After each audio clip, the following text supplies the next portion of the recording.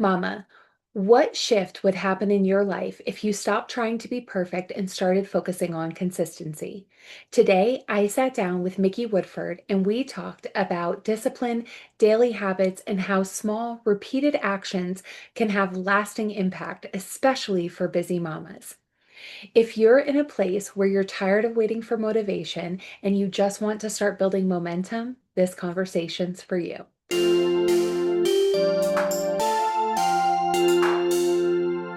Hey mamas, welcome back to Mamas Building Businesses. Today I am joined by Micki Woodford. She is the owner of MASE Fitness and author of 180 U-Turn, and I'm really excited about the conversation today. Micki, thank you so much for being here. Hey, thanks for inviting me. I'm excited too. This is fun.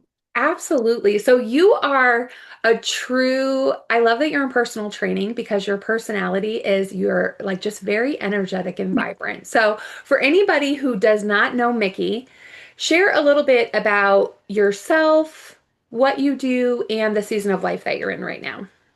Sure. So I actually I started in radio. Long story short, like I kept reinventing myself as my husband and I moved around. He was a joined the military. We started moving, and after I don't know how many career choices and changes, I decided to get my yoga certification, and then that snowballed. All my love of fitness kind of came out, and that I already had that experience with talking with people, and all my other life choices that I had, all those different jobs kind of just led to building a business and using sort of the skills and tools I had picked up along the way, and just kind of started personally training after I got certified, obviously. And then after that, it just got big, and I started hiring people, and I, realized that my one tool or skill that I have is enthusiasm. So I really love fitness. I'll be first to say that there's a handful of trainers under me that are way more knowledgeable. So that's kind of how I kind of, I can encourage you with enthusiasm to work out, but the real trainers under me, they're very they know exactly what you need. And that's kind of how I built a business around that kind of concept, that I'm okay to say that I'm not the smartest, but I'm just the most enthusiastic. I love that. I mean, I definitely subscribe to the rule of thumb that as business owners, our job is to find people that are smarter than us to do the things that we have the idea of doing, but they're way better at the knowledge Absolutely. and the implementation. So I love that. And what season of life are you in right now? Oh, so I hit 50 last year. Yay! So I was 27 when I got married. I was 37 when I had a kid, and 37 when I got my master's degree. So I kind of just a little late to all of this. And then now I'm, just wrote a book recently. So I'm kind of I feel like even though I'm an older, life, as far as life goes, I should be wrapping up things. I'm actually starting new stuff. So I've got a kid who's 13, and brand new, my business is only about 4 or 5 years old. And my book is brand new. So I guess that's a just loaded question, Erica.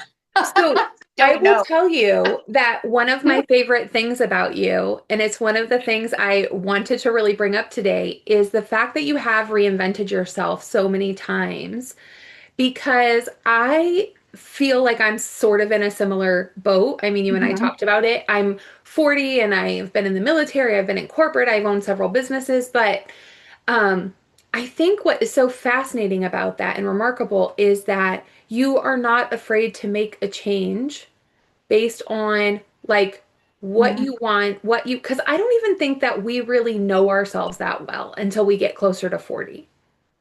Yeah, true.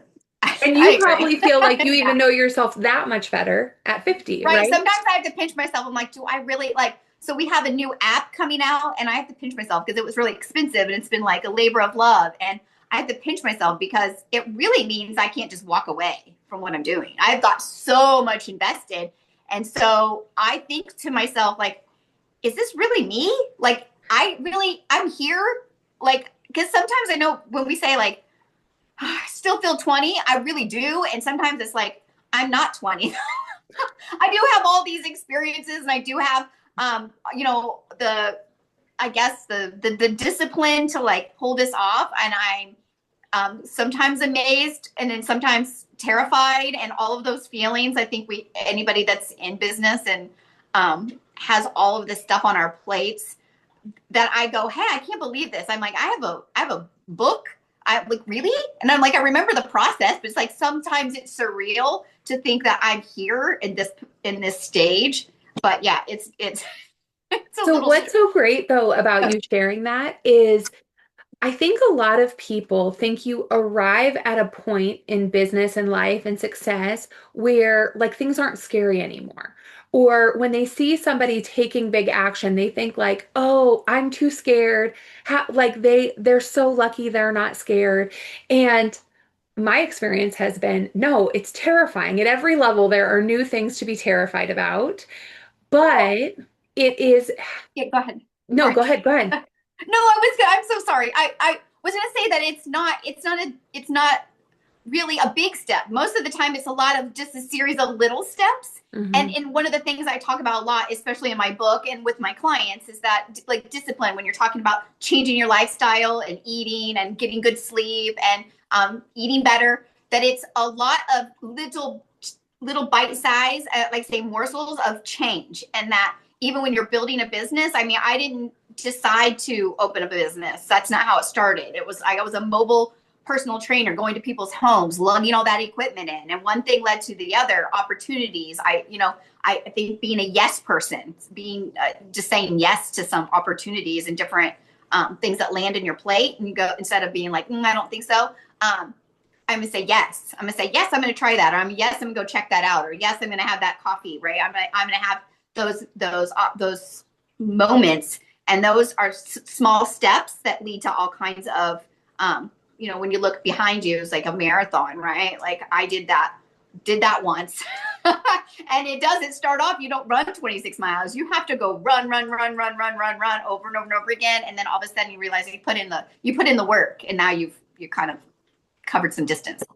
Well, and so I was recently having a conversation with one of my mentors, and something that he said to me was like, it's always who, not how, right? We get trapped in this like how. So if you say you want to have $1 million business, well, somebody could give you a step-by-step instruction of how they created $1 million business, and you might follow it and not make $1 million. It's Mm-hmm. about becoming a person who can build $1 million business. It's about becoming a person who can lose 50 pounds or becoming a person who Mm-hmm. weighs 50 pounds less, right? They have different habits. And so the thing that people do, I did this for years in weight loss. I shared with you, I recently have been on a weight loss journey. I'm down 60 pounds in the last year, which I'm very proud of. But I think of all the times that I yo-yoed or like weight loss did not work for me compared to this time when it worked and it stuck and and I've done Mm-hmm. it with a solid plan and good habits, is that I was slowly building habits to become a person who weighs 60 pounds less. And that is why I have maintained it. And the way I used to approach it is that I would be like, oh, I need to lose 20 pounds for summer. Tomorrow, I'm going to start walking 15,000 steps. I'm going to go to the gym every day. I'm going to eat 2,000 calories and I'm not going to touch sugar. And I'm not, and you give yourself Right. this whole list of things. And then you might do it for a couple days. And then it's like, well, dang, I'm not really the person who never eats sugar. Yeah, it's overwhelming. Yeah, that's. Yeah. And so when you do it like brick by brick, you Mm-hmm. now are developing these habits. And so you are slowly becoming the person who can sustain that, whatever the goal is. Right. So I love that you said that. And the only other thing I was going to add about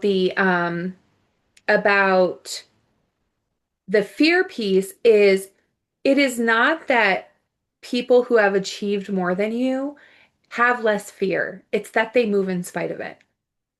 Yes, I totally agree. And And confidence is and built through action. being okay with failing.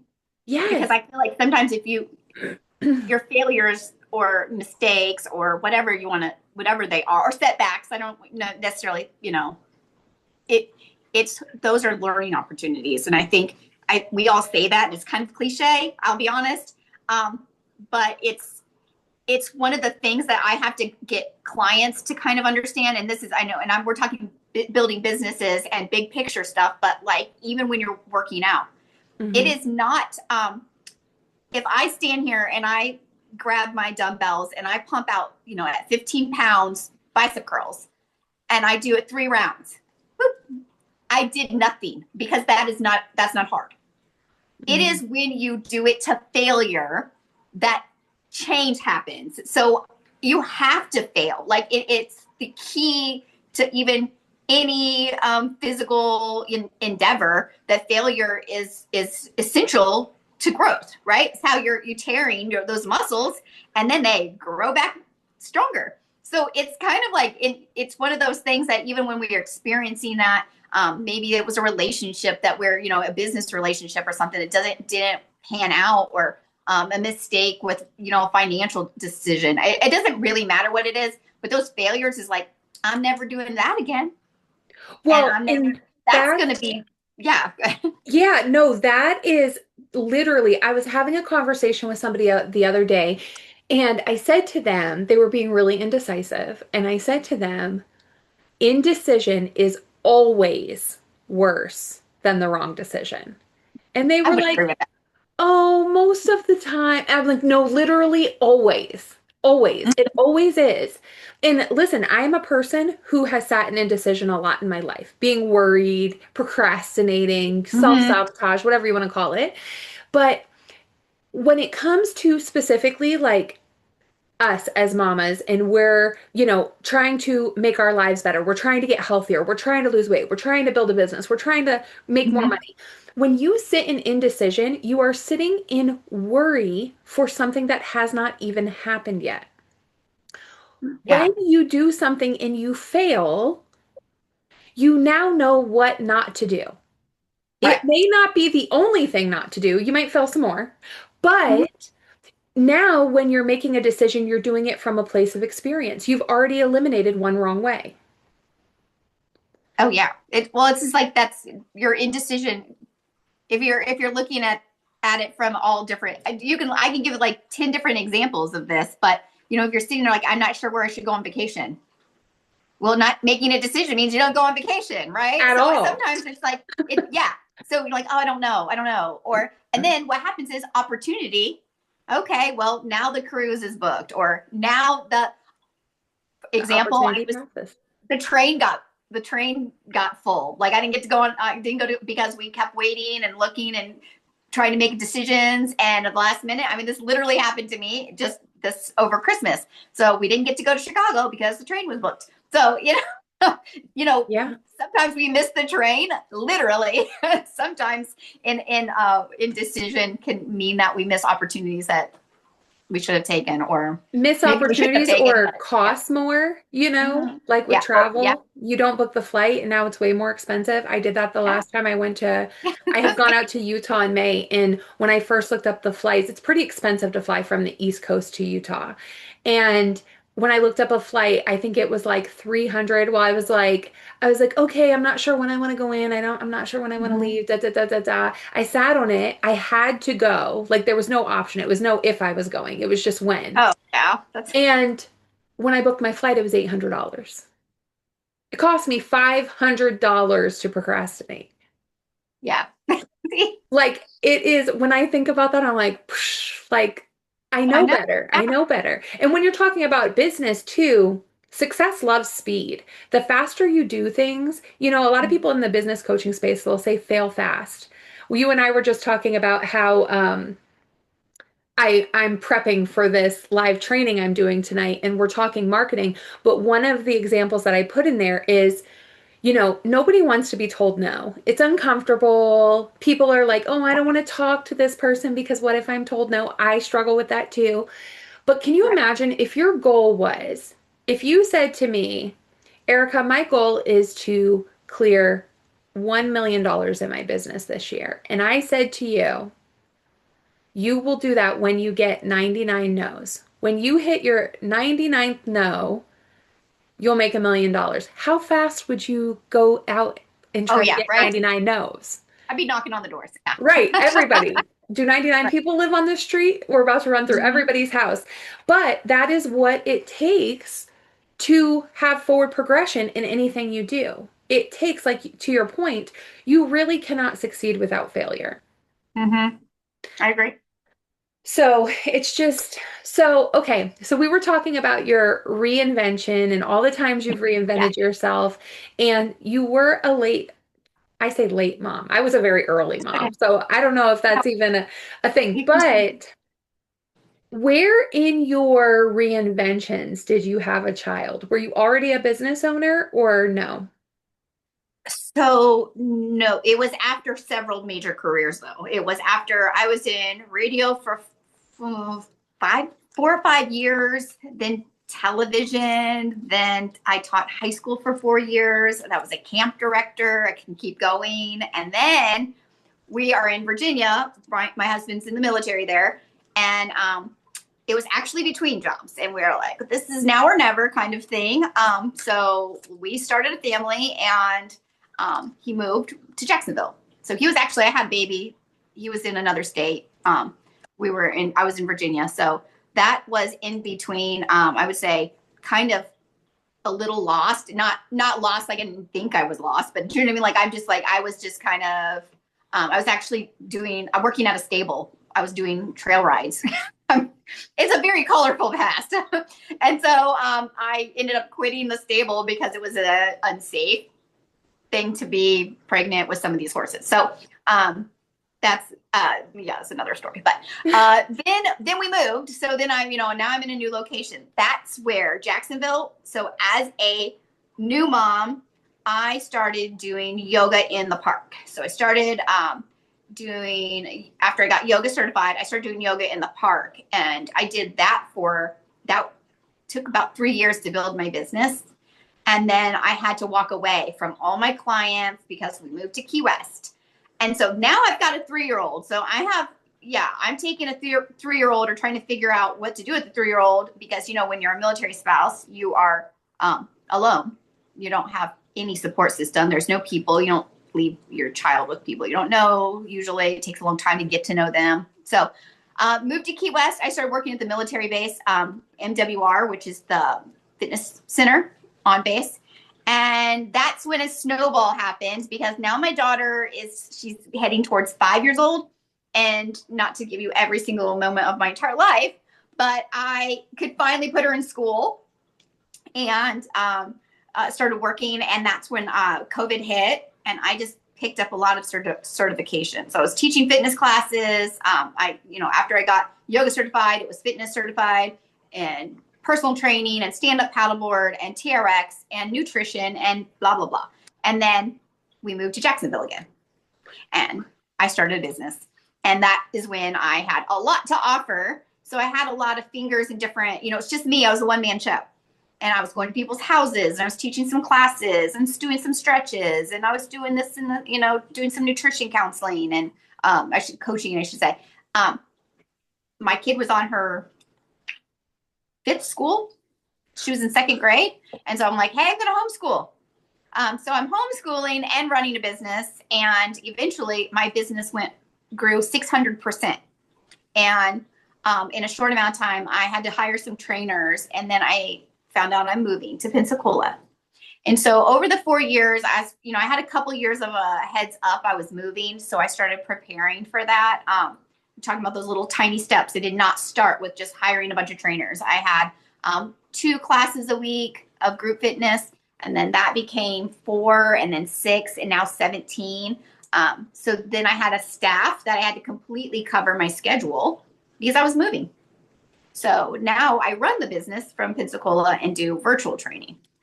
But I still homeschool. And so like talking about those little tiny steps, just different opportunities kind of presented itself. And what started off very humble and small got big quick. That's So incredible. that's Um, how it's so that's a funny lot of when state. Well, when you said about starting homeschooling, in my mind, I was like, oh, and listen, I understand why moms homeschool, truly. But when you said it, I was like, as if you didn't have enough to do. Right. There, well, in the middle of running my business and homeschooling, and we had a homeschool community, and I actually had a leadership role in that. Was teaching fitness classes in addition to my personal training clients. I got my master's in Jacksonville, so the 4 years of building business, homeschooling. I did get my master's, and then I wrote a book. So when I say like it was every second of my day was accounted for, I mean that. It was a little like I caught myself coming and going and a little that was stressful. I'll be honest with you. So I don't Well, recommend you're it. That's, superwoman. but well, and I think that I don't think so. I think that everyone has the same amount of hours in the day, right? I don't get any extra. I don't get 27. Everybody else gets 24. That's not how it works. It's just using your hours, the days that the minutes that you're given, effectively. Multitasking some of the times. I can't undersell that. I woke up every morning and did a prayer walk, and that's almost the only way. Like that 20, like a 2 mile loop was the only way I know that I could get all I got to accomplish, because I'd have been just stressed and worn down and, exhausted, but it was just like, poof, you know? So I was praying away the stress, honestly. And then I just hit the ground running, and I got up super early to do that. It wasn't, when I woke up, it was, I was intentional about it. And I feel like, you know, living by example is kind of the job I'm in. I don't really get a choice. If I want to be a crappy personal trainer, I possibly could do whatever I wanted, but I wouldn't be out, right? I live by example. I practice discipline. So, it's make the bed when you get out of it, kind of, go on that walk or whatever you need to do, get the steps in, make good choices eating, and then your time, using it well. Like, I did not watch a lot of, people just like, hey, did you see this on TV? No, I didn't. There's days the TV doesn't come on, right? That's Mhm. just the truth of it. So I don't know. And I'm not trying to lecture. I'm just saying I'm just not Superwoman. I'm an average Joe. You can see my college transcripts and be unimpressed, but it's what you do, you know what I mean, with what you got. And I just used it. No, I love that. And especially like you said not to lecture. I love truth bombs. And I think that that is part of our, I would say, superpower as entrepreneurs, as business owners, because I'm a really, really big believer. If people listen to this channel, they've heard me say it 100 times, that having a business stretches you in ways that no job ever could. And Oh, so it is like our business is like our own personal, like spiritual, personal development yeah. journey in and of itself. And so for me, I love for somebody to correct me and be like, oh, no, we have the same amount of time. I love that because it's like a little reality check, right? Of like what we Yeah. are capable of accomplishing. And actually, the training I'm getting ready for tonight, I told you it's called The Hard Truths of Marketing. And I Mhm. plan on doing very truth bomb style. Oh, good. Okay. Um, and everybody doesn't appreciate that. Like sometimes people will get, because I'm naturally, I mean, I always have been naturally a very blunt person, and people will get turned off by that. And that's okay. Like they're not our people. But what I love about it is, like there's nothing more powerful than a woman like you who will say, there's nothing special about me. You could do this too. You just need to prioritize. It's the truth. Yeah. You know what I mean? Yeah, absolutely. Because it's about surrounding Yeah. yourself with people who hold you accountable to your potential, to your capabilities. Yeah. Who you put in your circle is also a form of discipline, if you will. I mean that. Absolutely. Yes, because Absolutely. um, birds of a feather, right? Like we choose. So, and not to keep plugging my book, but one of the things in the book is about accountability and how important it is. But if you have, and I say, look at the body types of your friends.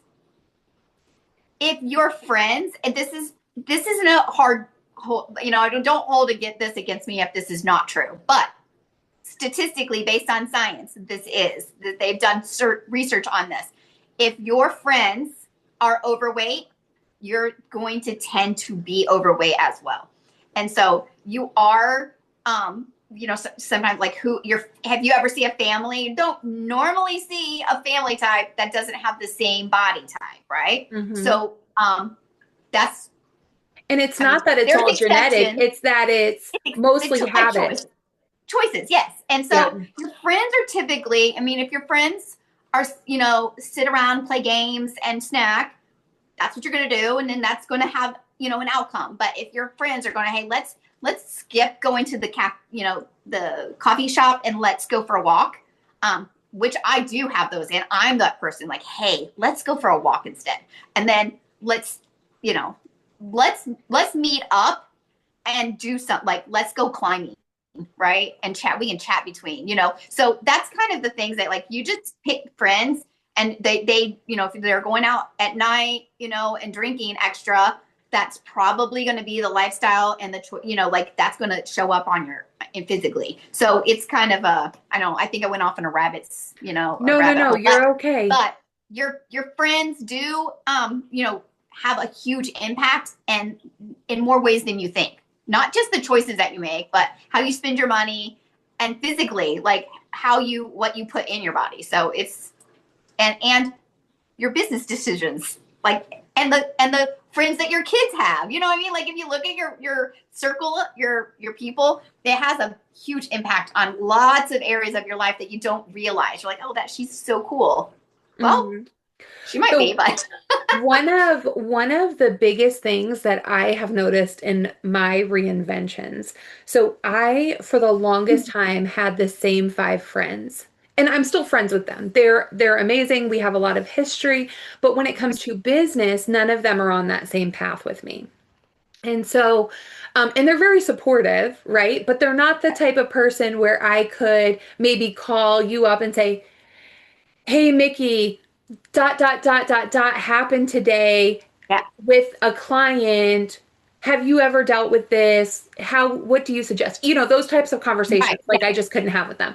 So, when I was coming into my mid 30s, and the language we use and the way we talk to ourselves is so important too. I used to always say to myself, it's so hard making friends as an adult. It's so hard making friends. I used to say that all the time. And so because of that, I never made new friends, right? I just had these 5 friends. And I don't want to say just, again, they're very amazing women. But our lives were not on the same path anymore, right? Like we grew up together. We were moms, but one's in the military, one's actually in Key West right now at the naval base. Oh, okay. One works for a hedge fund in Manhattan. Oh, wow. There's me and, so like these very different paths. And so I started really recognizing, when I started investing in myself and going to like business conferences and business coaching, and I'm like, wow, man, I really need a circle that is on this path to talk to and collaborate with and hear what they're doing and what they're going through.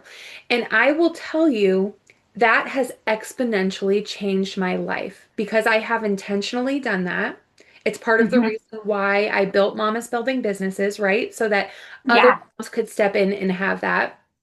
But when I started intentionally doing that, everything about me expanded. My mind expanded. What I thought opportunity and possibility was, my business grew. Now, did they have anything specifically to do with my business? No. But it was the type of people I was around, people who were more successful than me.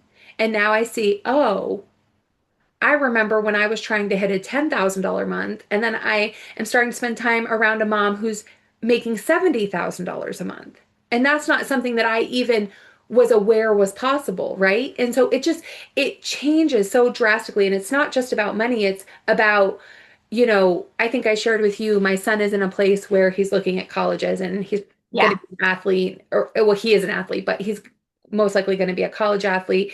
And one of the conversations I've been having with him, because he is naturally athletically gifted, he's a great athlete, but he's a lot of things have come very naturally to him. But the conversations we're having is college is very different than high school. Yeah.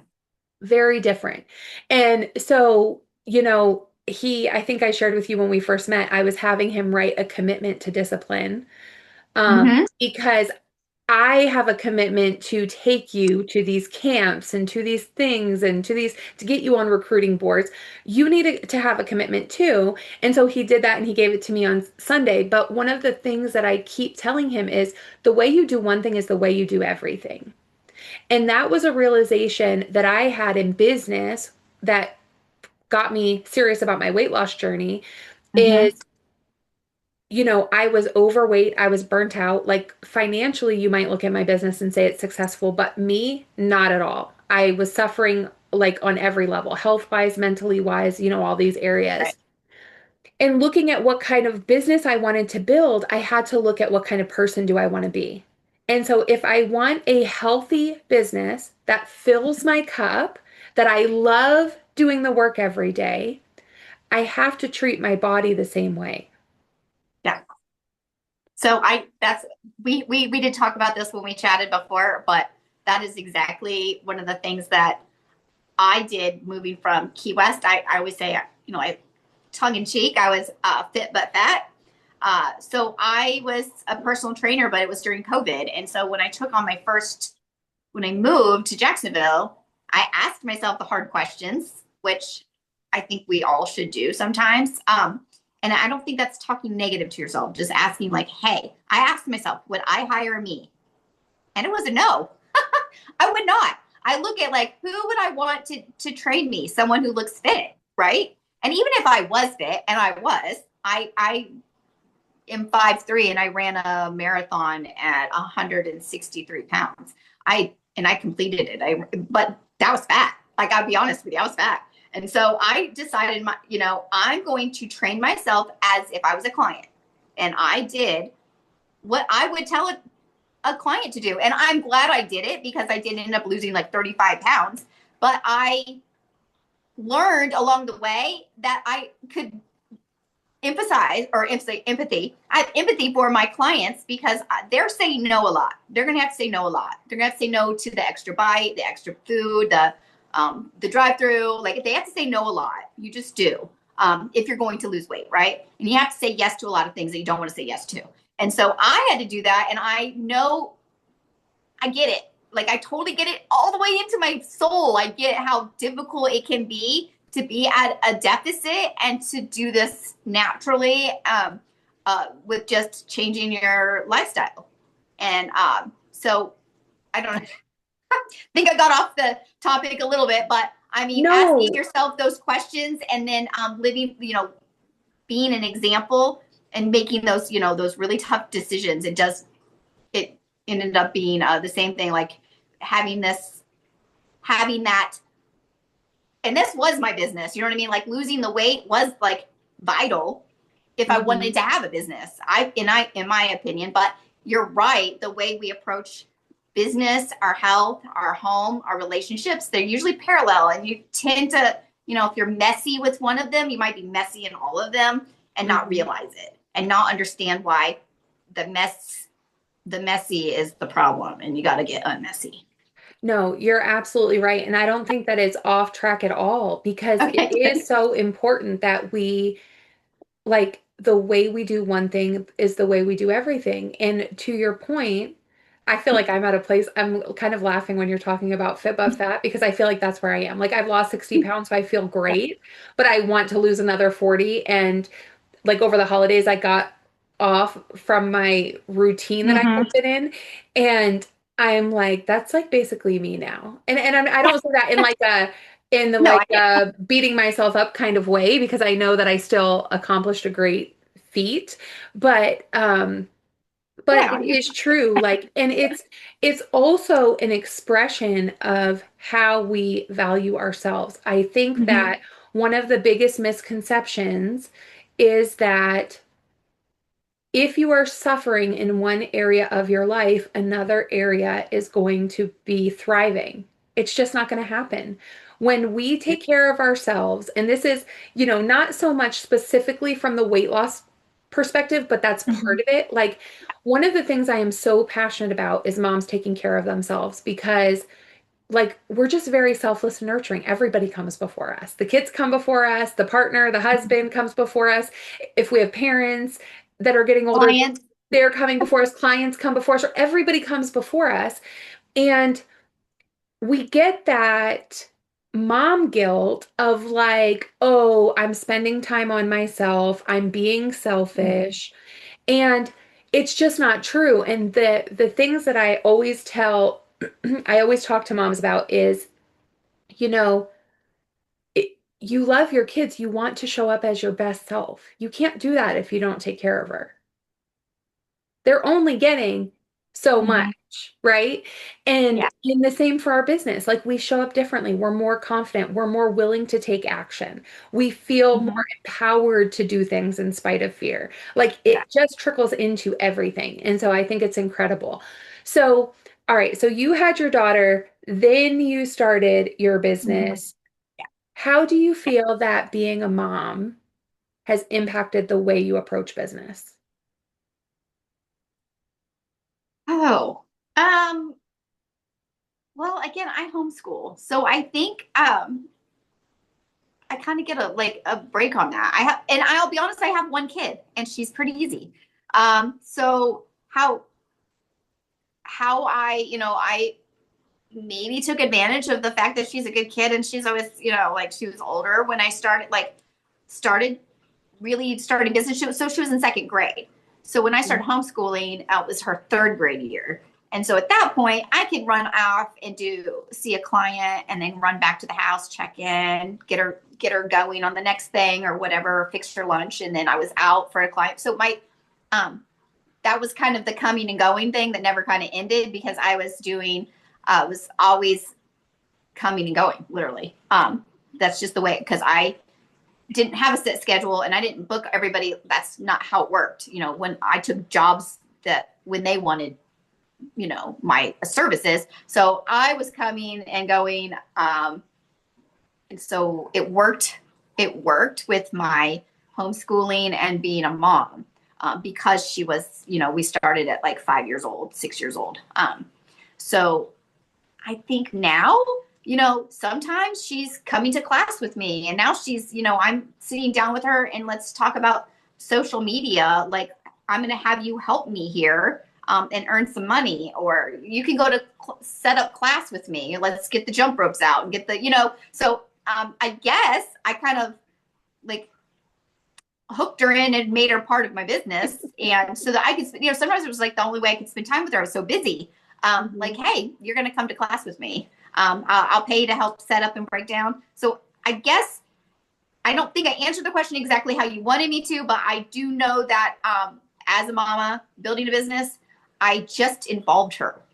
And I guess that would be the end of it, like making her, but I rewarded her. Like it wasn't for free. I did that. My parents had business and I did it for free. I don't ever get any money in my savings account or a thank you or anything. I know that this is me using real work, real labor. And so I give her a little bit of money. She earns it. So it's an opportunity when you homeschool, you kind of live that like world experience. Like you're going to sit down and help me do my books. You're going to read off of the phone all the business that I had this week. I'm going to enter it in the computer and we do this together. Get the calculator out. Like I literally involve her in almost every aspect of my job. And it's kind of like entrepreneurship 101 here. I think that's so cool. And to be honest with you, I think that we learned so much more from like real life experience than we do from school. Let's hope. And see, truly, I Pays mean, off. it's funny because I did go to school, but I always say now, like if I had to go back, I never would have gone. You know?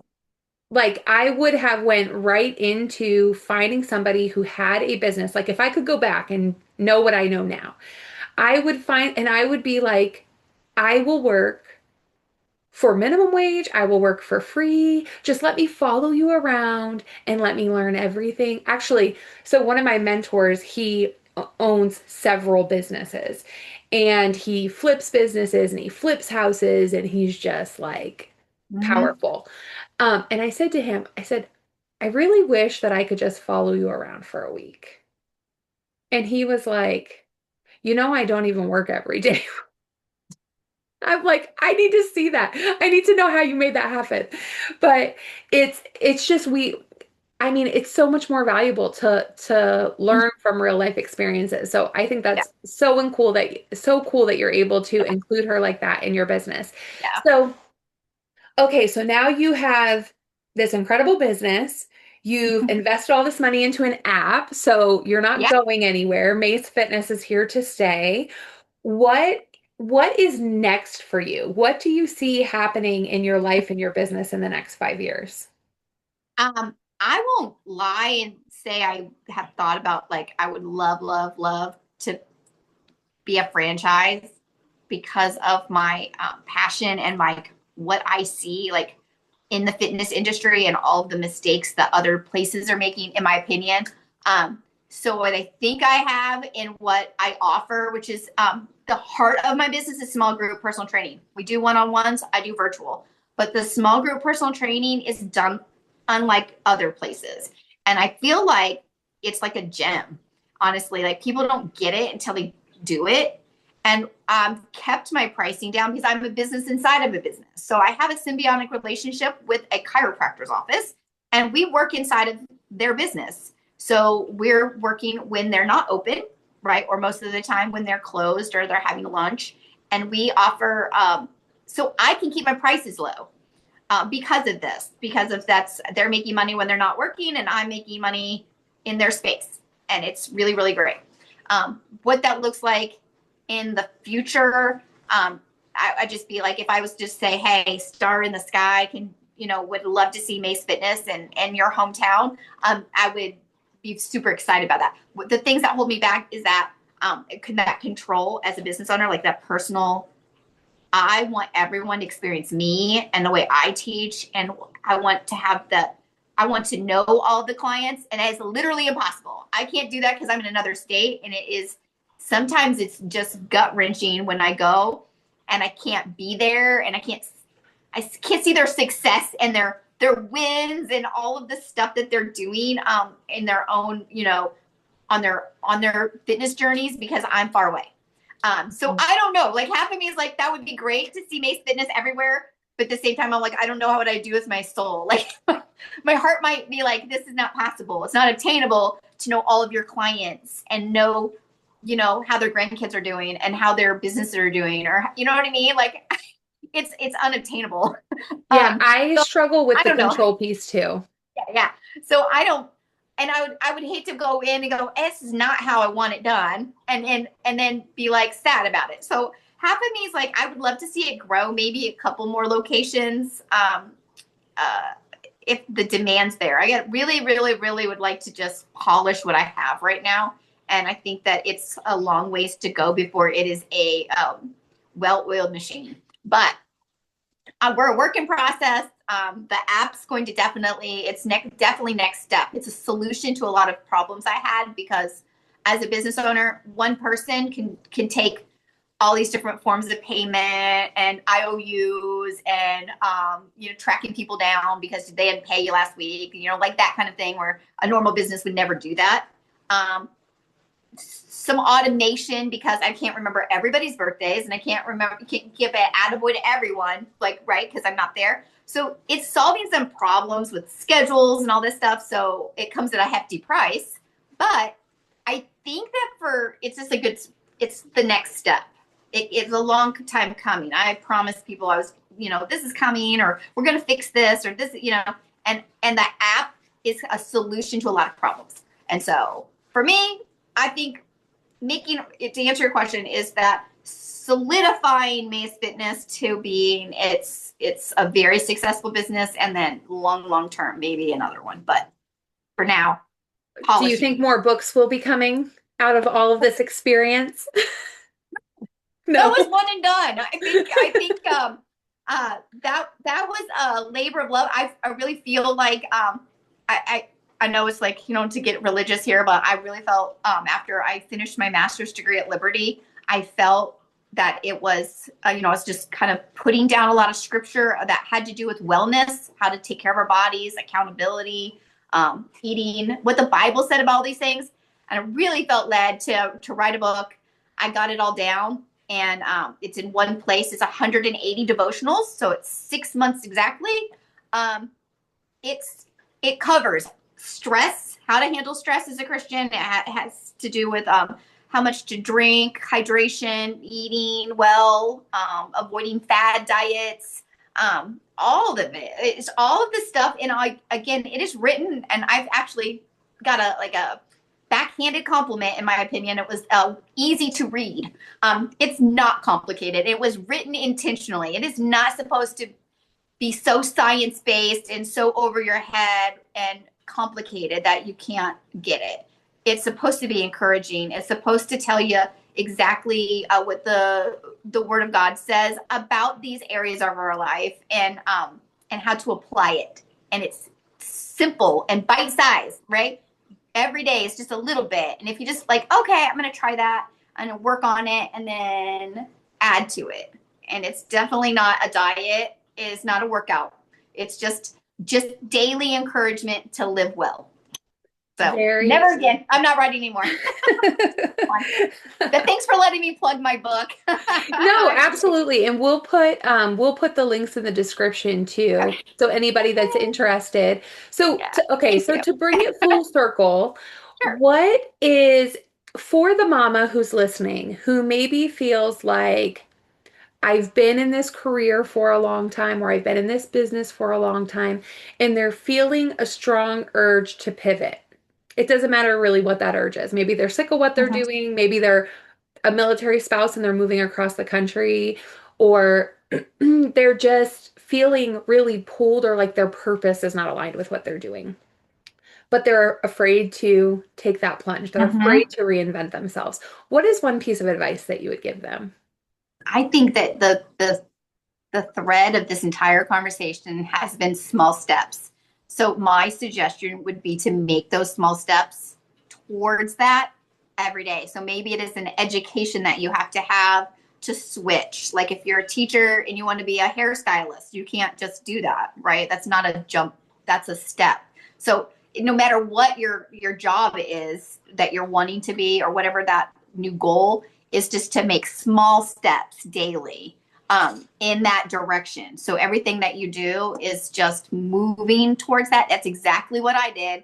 Is that, oh, I loved fitness to start with, and I had to get certified in something, and that something, I didn't care for my training personally. So I added to the training, and then I added to the training, and then I fell in love with all of it, and I just kept adding to the training, which gave me a really great platform to offer all of the services, which is how I got started, right? So I'm like, hey, I can do yoga, I can teach fitness classes, I can stretch you, I can personal train. Like I would just say to just take the step. So I had to get certified in something first. So you got to pay for the class and buy the book, but you got to take the step to kind of prep. So and it sounds like you're dumbing it down. It's not. It's just you got to make one step. That means you don't have the money, you got to sell something. If you don't have, so if that's really what you want to be, whatever this is that you have to make a small step in the direction that you want to go. If you want to look like a personal trainer every day, you got to eat like a personal trainer, and you have to work out like a personal, right? I'm being serious. Like if that's what you want, you have to go, hey, this is what it takes. And you can't do it all in one day. You just go, hey, I've got to take one step at a time. I'm going to take a class. If it's one, there was a time I wanted to be a reporter, and I spent every single day for over a year, every day off. I went and I watched reporters. I went out and they get up at 3:00 in the morning. They're out on the scene at 4. We go live at 5, right? They're dressed and they look spectacular. So when I say like, you got to take those small steps, you have to build repertoire. You have to make the meals, or you got to do whatever it is you want to be. If it's a chef, like you got to practice and start and just take one small step every day. So every day, one more. I love it. One small step and say 1% better every day. And Yes. you're going to get closer and closer every day. So I love that. I Yep. appreciate you, Micki, for doing Thanks, this. Erica. I love And this. the conversation. This was I so know. amazing. And for all you mamas listening, in the description, we will have all of the ways that you can connect with Micki, that you can check out MASE Fitness, you can buy her incredible book. Yay. And if you're enjoying these conversations, please like and subscribe so we can continue having them. Thank Yay. you Thanks, so much. Erica. Fun. Absolutely. Bye.